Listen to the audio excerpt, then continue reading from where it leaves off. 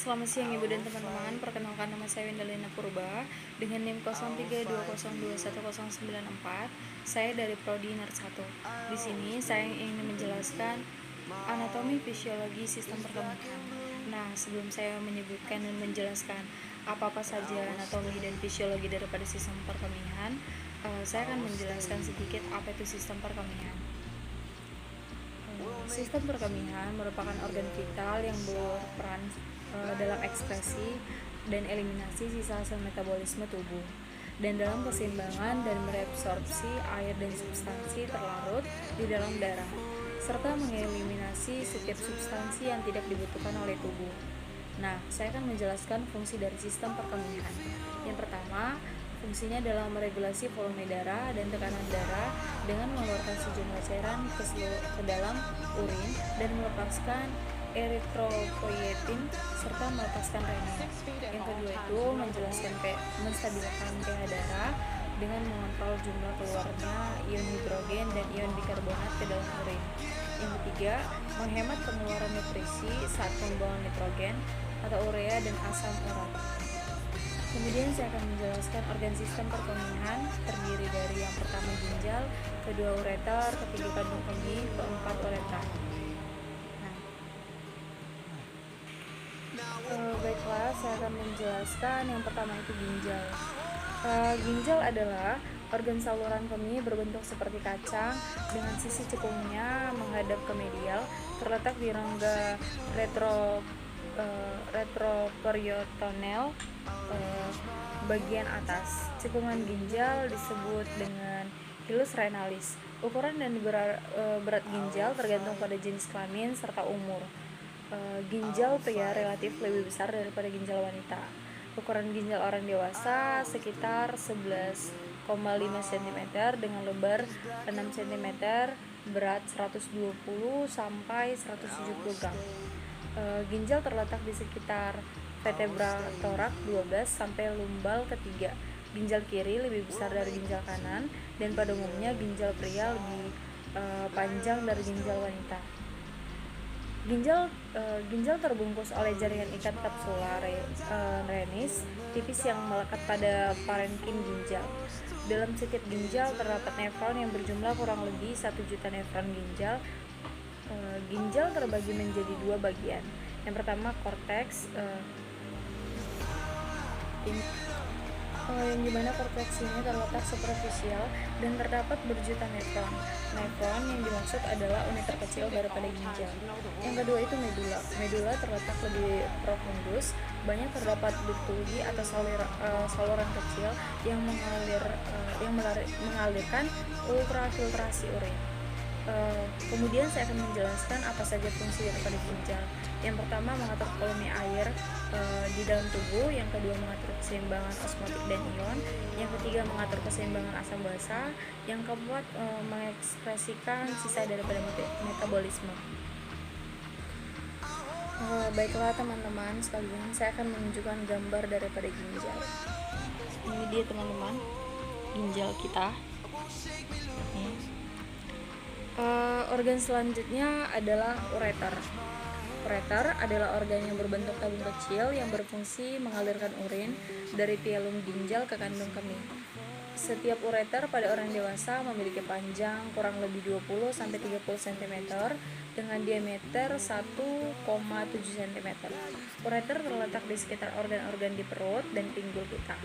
Ureter dibagi menjadi dua bagian, yaitu yang pertama ureter pars abdominalis. Ureter ini berada dari pelvis renal sampai menyilang di fossa iliaca, dan yang kedua ureter pars pelvica, berada mulai dari persilangan fossa iliaca sampai masuk kandung kemih. Lapisan ureter terdiri dari yang pertama dinding luar jaringan ikat atau disebut jaringan fibrosa, yang kedua lapisan tengah atau otot polos, dan yang ketiga lapisan sebelah dalam atau mukosa. Baiklah teman-teman, saya akan menunjukkan gambar dari ureter. Ini teman-teman gambar daripada ureter. Oke. Selanjutnya saya akan menjelaskan kandung kemih. Kandung kemih atau vesika urinaria atau bladder adalah organ berongga untuk menampung urin. terletak di sebelah anterior, tepat di belakang os pubis, yang dapat dipalpaks dan perkusi saat pemeriksaan fisik. Nah, kandung kemih terdiri dari 3 lapisan otot polos yang berfungsi mengosongkan kandung kemih saat urinasi atau proses buang air kecil pada manusia. Dinding kandung kemih terdapat 2 bagian besar, yaitu yang pertama badan atau korpus. Badan atau korpus ini berbentuk ruangan yang berdinding otot. Kemudian yang kedua itu leher atau kolum, berbentuk corong. Baiklah teman-teman, saya akan menunjukkan gambar dari kantong kemih. Ini dia teman. Ini. Kemudian saya akan menjelaskan organ berikutnya, yaitu uretra. Uretra merupakan tabung yang menyalurkan oleh urin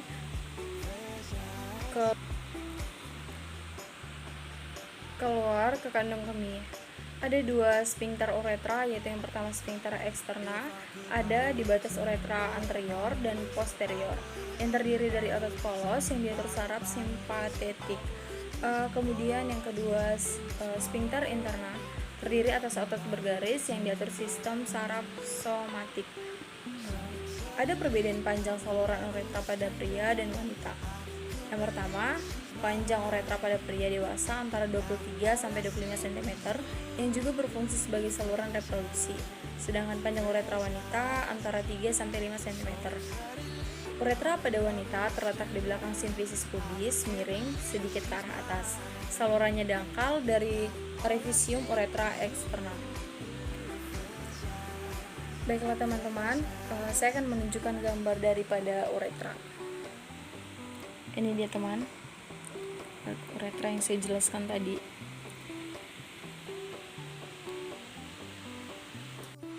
Baiklah teman-teman, saya akan menjelaskan mekanisme daripada sistem perkemihan.